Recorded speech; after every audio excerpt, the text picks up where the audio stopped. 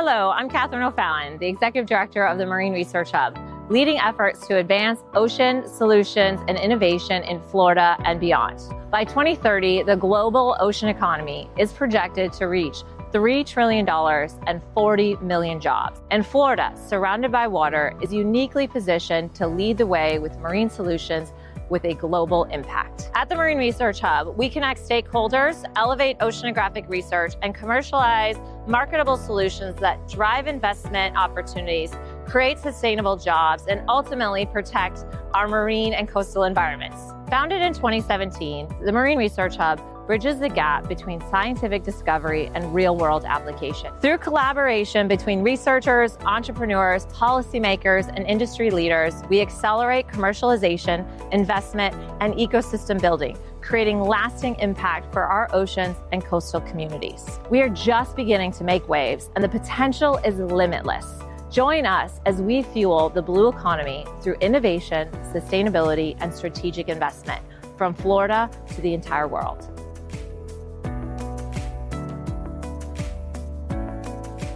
Hello, and welcome to another episode of the Blue Economy Podcast. I'm your host, Katherine O'Fallon, Executive Director for the Marine Research Hub. And I'm so excited to be here today with our guest, Jeff Turner, who is the CEO, founder, all about Reef Aquaria design. But he's been in this industry for a very long time. I'm not going to say very long too often. I'll try to avoid it. But I'm really excited to be sitting down with Jeff today to talk about aquaculture and Reef Aquaria design.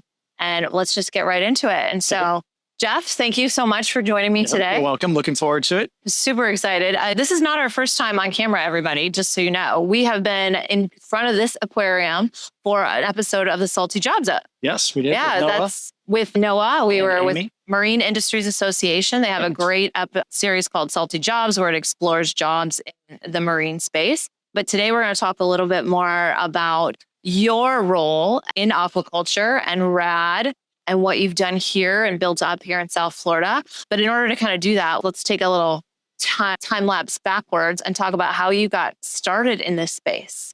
Tell us a little bit about that. Well, marine ornamental aquaculture, especially, I can remember getting some of the very first clownfish from Martin Moe. My father had bought them, and we put them in our little systems at our house in Morningside Park area in Miami. That was probably 1974, maybe even 72. So we used to get clownfish the size of my thumbnail, and that was the size they were selling them at that time. And we had a little harder time keeping them alive because they were mainly eating newly hatched Noplii, Brine shrimp Noplii. And it was hard to get them going at the early stage when people first started breeding clownfish. Yeah. So we literally bought some of the very first ones ever produced. Was it hard just because of keeping them alive with the system? Yeah, it was the size of the animals were so small. And it was a huge accomplishment that Martin did. And they were just so small. And the systems we had back then were undergravel filter plates with probably a static interior with dead corals in it. And they were bleached that we even may have caught before the Lacey Act in the early 70s. Yeah. And that was the style of the aquarium at that time. And now, with the advent of reef aquariums over the last even 30 plus years, it's changed dramatically, right? So it's all living coral reef aquariums. And, even a regular fish aquarium, you can keep the tank raised clownfish nowadays really easily, but they're, 1.5 or 2 inches big. So their ability to survive in eating prepared foods and not live foods is so much greater at this point. But you started with the small ones. The littlest one. You were young at the time, right? Really young? Yep. Yeah, I was like 10 years old. Excellent. Yeah. So that was your first, having an aquarium at home. Well, we had them. My father was building aquariums at that time, and we were servicing aquariums. He was actually a structural engineer to begin with, working with Irani and Associates in downtown Miami. He designed bridges and different roadway projects, but we always had aquariums in the house. I used to go to Hollover Inlet and get the water, and we used to even get the sand at Hollover Inlet and then go through it with a magnet to make sure the metal pieces might be out that was near the shore, because metal is toxic, obviously, in salt water. And the fish were just fascinating way back when. And then I can remember at age 17 in my senior year of high school at my Hialeah Miami Lakes High School, I was breeding neon gobies in the classroom at 17. So now, 63 years later, it's a long time. It's, probably about 45 plus years of dealing with marine ornamental aquaculture. It's quite exciting. And the transition to where we are now with growing so many different types of species of fish and corals. Yeah. Too. It's fascinating. Well, and you were a huge part of really nurturing this industry and growing it up here in South Florida. Yep. A huge part of it. So tell me a little bit about that journey, because I know there was a huge relationship with Harbor Branch, which is now Florida Atlantic's Harbor Branch, but it's been Harbor Branch for a long time, owned by different people and different things happening there. But talk about kind of the establishment of, the aquaculture industry and your role in that here in Florida. Well, going back to I would call it the early 90s, we were importing corals, live corals from in the Pacific. We were collecting wild live rock at that time when it was still legal to do in state and federal waters. And then eventually the state and federal government provided the opportunity for us to aquaculture live rock in the ocean. We get a submerged land lease and do that. Several people down in the Keys did that really successfully. Ken Niedermeyer, who a lot of people know in the coral restoration sector, did a coral live rock farm off Tavernier. That was in the 90s, mid-90s, when he first got his lease. And being that I was up in Dade County at that time, it didn't make sense for me to go and think I was going to go do a live rock aquaculture site off Miami Beach or off Key Biscayne with the massive waves we get here. It was just better suited to do it in the Keys. Okay. So that goes back into the really early history of the marine ornamental aquaculture. And then eventually I was propositioned to join the team that was going to create a clownfish farm at Harbor Branch back in 96, 97, actually. And they were moving the assets from Bob Aplan's facility in Walker's Cay and taking the clownfish and the tanks and all the broodstock, which is the important part, and getting the broodstock over to Harbor Branch. So I can remember first seeing the first clownfish that were there, all the broodstock at Harbor Branch in the very, very beginning, in kind of a more rudimentary fashion at that time. But the one thing that made a huge difference was the feeding the clownfish the astaxanthin. So astaxanthin is a natural pigment-enhancing food that the fish are ingesting, kind of like you'd get salmon that has astaxanthin. Okay. So the orange color is from the astaxanthin. Though the fish doesn't taste any different when you eat it. But when you look at a clownfish that has beautiful colors like the clownfish that are in this aquarium, here, they're aquacultured. As a matter of fact, they actually have eggs down on the floor again. They're typically breeding once a month, and they're always putting eggs down, even in the closed systems, of course. Yeah. Because it's a natural environment. So they're very accustomed to it. As long as they get good feed profiles and high nutrition, they will breed and reproduce. And that very first beginning up at that time from Harbor Branch, it was the first opportunity I had to analyze the industry a little bit closer and recognize that the fish needed to be bigger. They needed to be colorful and healthy. And we could sell the heck out of them if they were larger to get into the market. Because those ones that we got when I was a kid, really thumbnail size, they didn't have a history of really making it because they're just so small. Okay. So I changed the dynamic from science to business, which we talked about earlier, which is really key. Yep. And recognize that, business needs to run the business, and science is great at a lot of different things, and really stay focused on growing the fish, growing them in a healthy way, making sure that they're super strong, durable. And that was really the very beginning times up at Harbor Branch with it. We were on a saltwater well point, which again had their challenges because it was kind of ancient water underground. And that water was not always exactly a unified profile. It would change salinities. And there was different, obviously, high-end hydrogen sulfide. You had to degas it when you took it up out of the ground. And that always had its other set of complications, too, with marine ornamental aquaculture. In Walker's Cay, where they did it, it was a whole different world because they just took the ocean water. I know. I worked when I was living in Curacao, working at Curacao Sea Aquarium, and just like whatever was in the ocean came into our open water system, and it was right there, but having to bring it up. Yeah, here's another interesting fact about Aplernath and Walker's Cay. He was the gentleman who had the patent on the wire tie screw, right? So is this guy had worldwide patent on that, I think. and then maybe also on the aerosol spray can. I swear that was one of his patents. So he bought the island. When they popped the first well at Walker's Cay, it was near the airfield. And believe it or not, they actually had fuel intrusion from old fuel tanks on Walker's Cay. Woo. And they couldn't figure out why they were killing fish at that time. Took a little while to figure it out. But now, I mean, there's so much.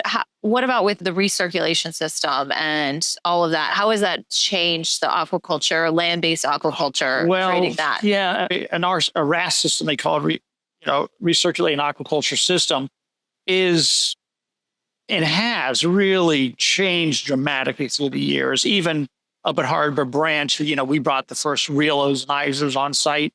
You'd take an ozonizer and stick it in an air-conditioned space to dry the area and get the humidity out, and really just torch the water to get it to a point where you could get a redox potential, getting even near 300. But the groundwater, I can remember clearly, was about 115 ORP, and the salinity was real low. An ORP for oxygen reduction potential. And that is really the ability of the water to hold and maintain oxygen via the fact that it's clean. The water needs to be clean. So when you have a lot of high organics and tannins on the water, like we were getting out of the groundwater there, you really needed to clean that water up. Through the years, ORA up there, Oceans, Reefs, and Aquariums, has done a great job at, building really well-oiled machine as far as processing the water, and then housing and having, I'm going to say, tens of thousands of gallons available and on hand at all times. Because one of the unique things that Harbor Branch had too was, again, there was a pond there that was the ability to use the affluent water, the water that you weren't using, into a safe area for that water to percolate and be back into the groundwater itself, right? So that's a legitimate legal mechanism. You need these kinds of things when you're processing the water to have it not go back into the natural environment. Yeah. They're even doing that, obviously, down in Homestead with the big salmon farm down there. Yep, with Atlantic Sapphire. Yeah, Atlantic Sapphire again, but they're pulling water out, if I remember correctly, from 1,200 feet down, some crazy number, and then pushing the used water down to about 2,000 feet down, if I recollect from discussions with Damien from that facility. Yeah. But that's another incredible investment to our blue economy, into aquaculture, the state of Florida, worth certainly tens of millions of dollars down there. And so now that mentioned the blue economy in Florida, and there has been a huge conversation around aquaculture right now. Aquaculture for food, protein, obviously, and really taking the solutions out of the ocean so that we're not taking from the ocean more, and creating some of these land-based aquaculture facilities. So how do you see the opportunity in this space? In the ornamental, I mean, why is it important to raise the fish and the corals in-house instead of, continuously taking from the ocean? Because I know you're a huge part of what you're doing with RAD is not only just, creating these beautiful aquariums, but also that conservation aspect. Well, I mean, it goes twofold. I mean, there's certainly sustainable fisheries we have in Florida. We have a limited entry fishery that we worked on really hard going back to 1995 with the state of Florida, with Florida Fish and Wildlife Conservation Commission. And we're one of the most highly regulated and monitored wild collected marine life fisheries in the world. Florida is.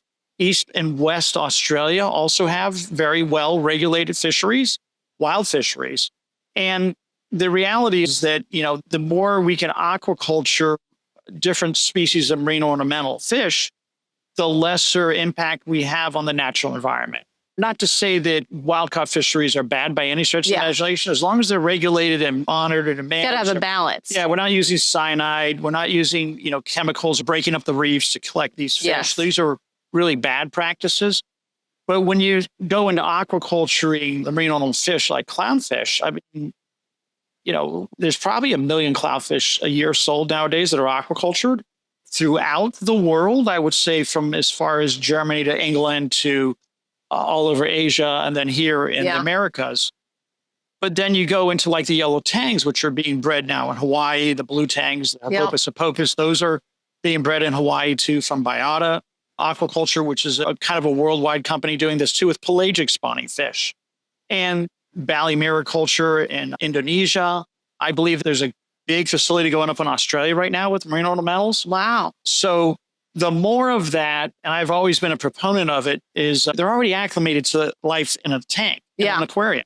So they've never seen a piece of coral. They never saw another species of fish. And they're just so acclimated to people too. When we were walking over the labs earlier now, I was feeding even the fish. Yeah. And they just come right up to you. So they're not afraid. You can take them instantly from that aquaculture system that we have in house, corals and everything in the back, and immediately put them in to a client's established aquarium that is already biologically active and stable. Yeah. So, the more fish that we can breed, the better it is for everybody. And I used to always say years ago, when we first filled the box, when we would ship our fish to even Petco's all across North America from Harbor Branch at ORA, Ocean Reefs and Aquariums, you had to have a variety of fish. This is just about the clownfish. It's got to be a selection of fish. Well, because that's what a natural ecosystem is like. You're not just having one organism is not there by itself. It's the ecosystem and the balance of all of these organisms together. And then you got to think, from the life of the fish, which I've always, thought from third person, we'll call it, or third fish, is the reality is that their whole life is about, eating, trying not to get eaten, and looking for a date. That's about it. There's 3 things that they're worried about.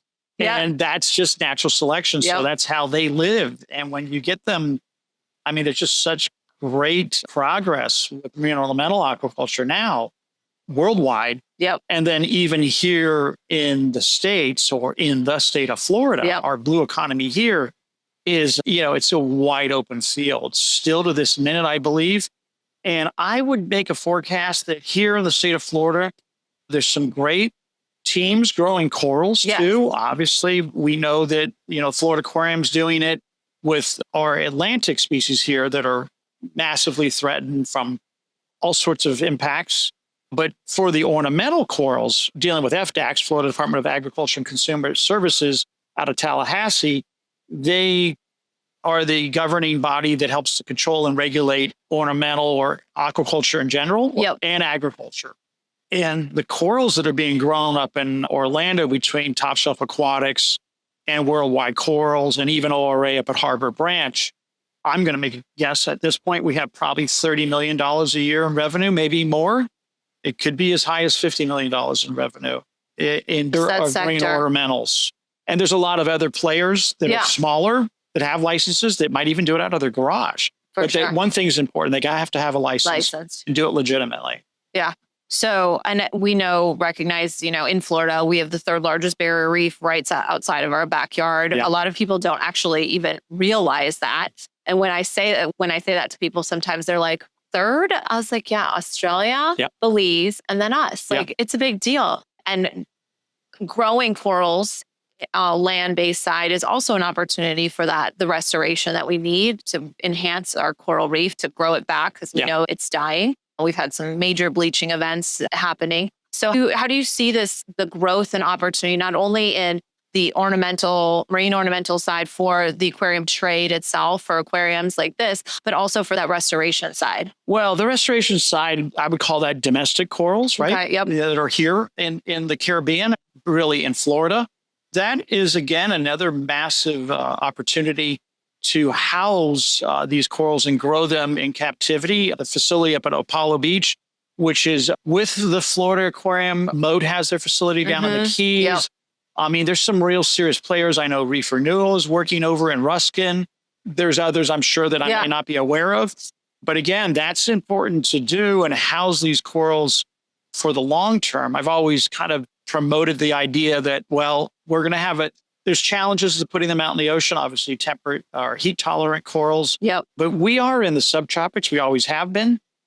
And that isn't changing. So this dynamic of getting a really bad cold front and the temperature going down and then having a hot summer like we had where the water went up into the 90s and, stress bleaching out all these corals down in the Keys and off of our shores here. It's just fascinating, that dynamic. But we've always been in the subtropics. There's well-documented cases in the 1920s of massive fields of acrophorids and between alpine coral and staghorn corals down in the lower Keys off Key West, just whole areas being wiped out from a cold front. So this has been going on for hundreds of years, I'm sure thousands. Nature has a way of doing, these ebbs and flows. And, I wish I could tell you right now that, all the coral restoration efforts are going to work and it's all going to be a happy thing. And we'll have staghorn and elkhorn corals growing like weeds again down on the Keys one day. I certainly would be lying to you if I told you that. So we're not going to do that. But I think holding them in-house, growing them to the best of our abilities, including pillar coral, which is highly endangered. Oh my gosh, yes. And and many of these corals take, decades to grow as big as what we've seen them out on the reef. But I think they're, like you said, growing them in-house, having that ability, and we have to try some different things. Not everything's always going to work. Right. But I think the big part that you've landed on in this space, so I'm going to go back to, is the business side of it. Right. Making it, in order for us to do good and to do continuous conservation efforts, we also have to make money while doing good. And that's what the blue economy is all about. Sure it is making money and doing good for our environment. And you've done that. You've built a great business with Reef Aquaria design here at RAD. You've had some amazing installations. If anyone's been to Steak 954 and down at the W Hotel in Fort Lauderdale, they'll see the jellyfish. The jellyfish shipping all over the world. So you have jellyfish, you have aquariums that you're installing at some, very high end places. But I want to talk about, I want you to talk about that growing, but then what you're doing with your clients' aquariums and that continuous kind of operation.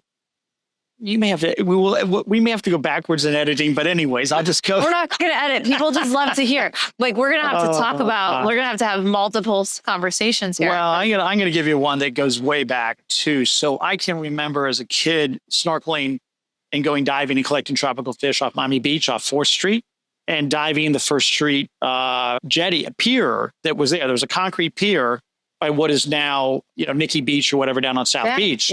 And my mom used to drop us off with a station wagon with we had a little floaty little raft and our little hoops with holding our tropical fish in there and spear guns and whatnot. But you could dive right off the beach on the First Reef and dive on huge coral heads and just massive gorgonians. And, all of that changed dramatically with beach renourishment. So suddenly became this great thing about beach renourishment. And we're going to put beach sand on the beach and dredge it up from the second reef or in between the reefs.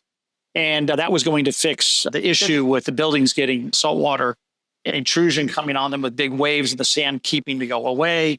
And that really was the big domino transition. What happened to the reefs here off Miami Beach when I was diving as a kid. And that transition is the thing that's still the same transition as us. And that's one of those things you have to really recognize. We can name all the problems and all the things we're going to fix. We're benefactor with Miami Waterkeeper as well. We support Frost Science. Yep. We support Reef Renewal. We've supported a Coral Restoration Foundation. I can go down the list of things we do. Yep. Ocean Rescue Alliance International. I mean, we do a lot helping with those organizations too by donating money, basically. Yep. Oh, and expertise and time. I mean, your expertise is invaluable. Those parts we try to help with, but changing it and making it go backwards would just be like putting a roadblock at the state of Florida and say nobody else has let it. Yeah. It's us. We're the big issue. So going back at the blue economy, I had to go off on that tangent because I can remember diving as a kid and seeing a huge hammerhead shark come at us. This was before Jaws came out. Wow. And I think Jaws came out maybe in 76. And this big hammerhead came in and all the fish started swimming at us. We were spearing and all the fish were coming at us.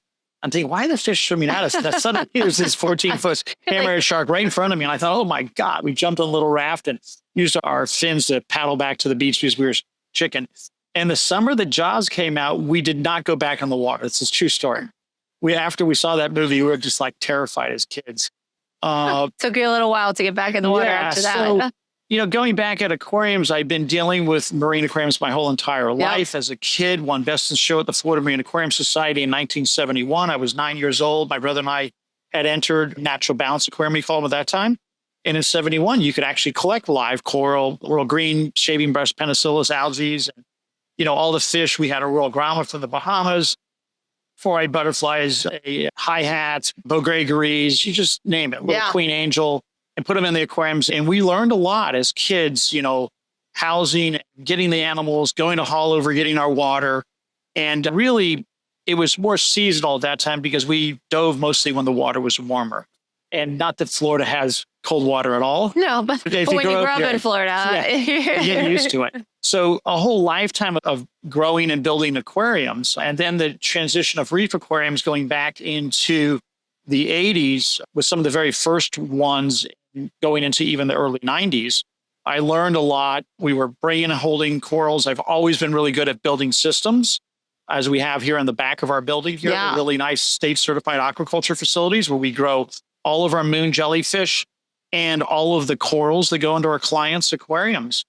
And we've gotten to be so good at it that nowadays, the aquarium takes time to establish and an overnight thing. Patience, I think you said that earlier. I did, right. So this aquarium here has been running about 5 years, a little more than 5 years now. We're harvesting corals out of here all the time. Yeah. And the longer a really and successful, stable coral reef aquarium grows, the more likely it's going to overgrow. So what happens is we have this other side of the blue economy where it was kind of always a dream of mine. The clients' coral reef aquariums would continue to overgrow. Yep. We'd have to harvest those corals out, house those corals here, which we do, and then use those corals on the next coral reef aquarium that we're building. So it's really completely sustainable. Certainly we're using water and electricity, a lot of human effort and understanding of chemistry. Yep.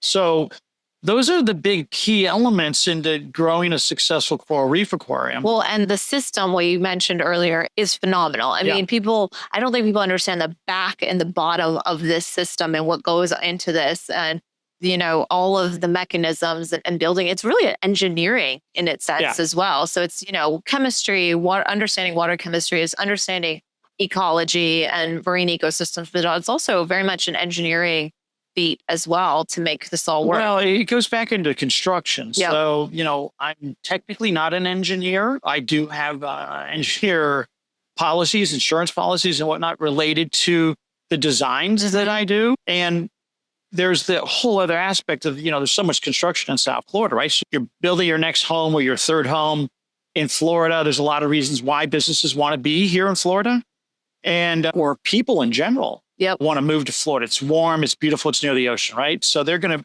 put a saltwater aquarium up. It's very rare that we're getting people asking us for a cichlid aquarium or a planted freshwater aquarium in Florida.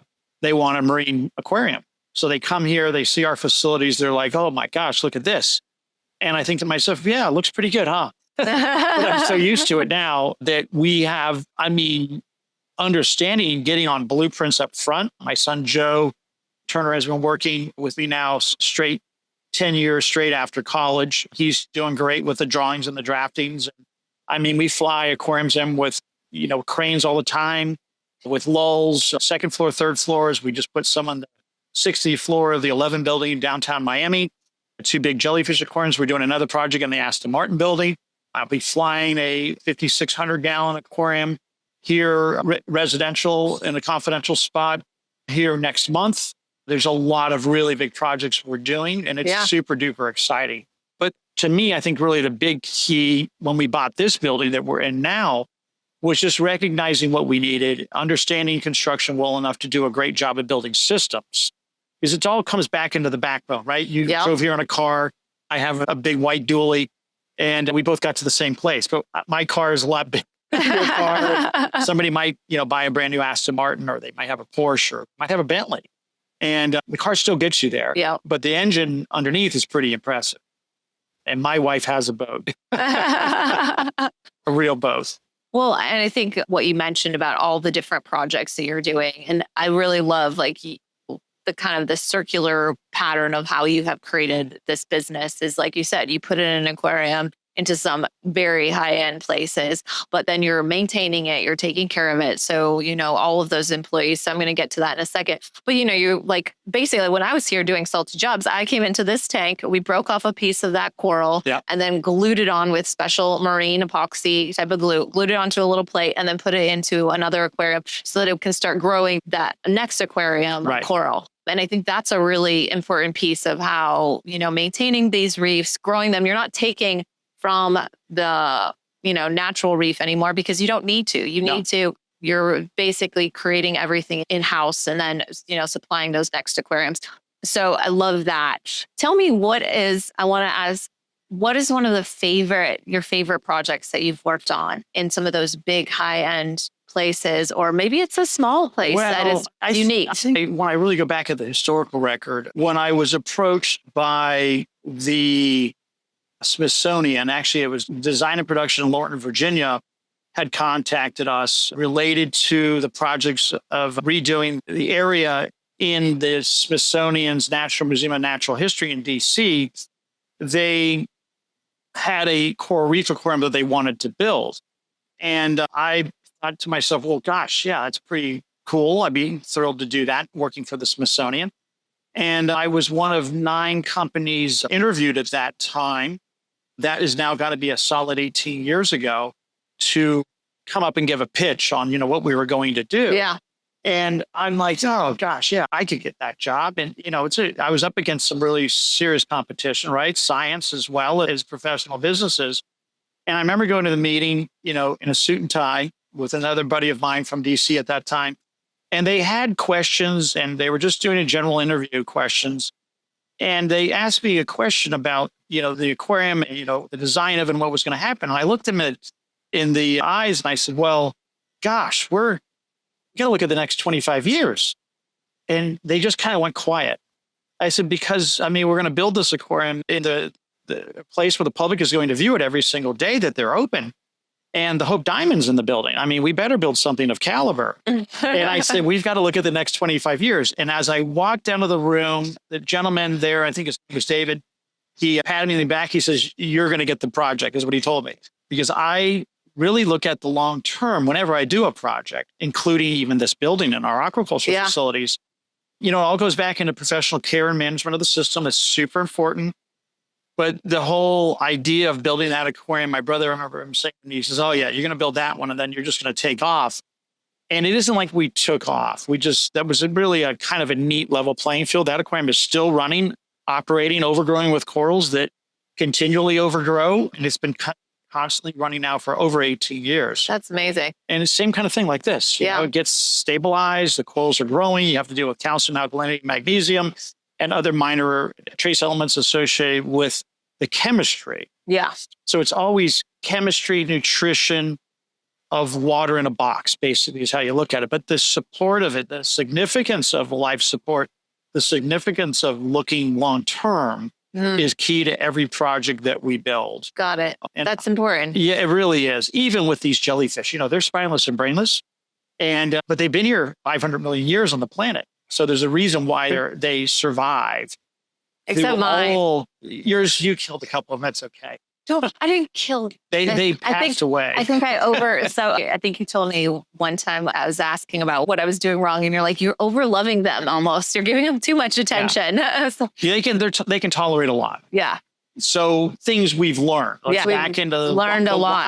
Wild or the wild reefs out here, and affluent, runoff, phosphates, and nitrogen, and all the things that affect the reefs, right? That's something that you really get a good grasp on when you're dealing with coral reef chemistry. So we'll send out for ICP analysis, which is a different style of basically torching the water, figuring out all the elements that are inside of it, and recognizing whether you're going after potassium or strontium or iodine or other minor elements that are all aspects of growing a living coral reef aquarium. So if you're really a good aquarist, you recognize what does happen in the real ocean and how that affects everything that you do. That happens in these aquariums, yeah. Yeah, I've been fortunate. Jolene and I have been diving together since 1980 when we went on our first date to the Columbus Day Regatta on the boat. But I can remember now it's a solid 45 years ago. We've dove everywhere around the world, or most places, between Australia to Guam, to Hawaii, to Indonesia, the Maldives. I've been to Tahiti, to Bora. We're now currently coming up in November here. We're going to, and we're going to be diving in Okinawa and then flying to China for the first time, where I'll be giving a talk at a China International Pet Show. That's awesome. Which is an annual event, but we're going to go diving in Okinawa. So I'm pretty excited about that. That is great. You're definitely, well known in the space of aquaculture. And also thinking about, future for RAD for you and kind of continuing to grow the business. I want to kind of think about jobs in this space and what is your, kind of the next steps in the next 5 to 10 years for you? Well, I think the biggest still kind of is a missing link in our trade, the professionalization of the aquarium industry throughout North America and even worldwide. And that's part of the talk I'll be giving at China, as a matter of fact.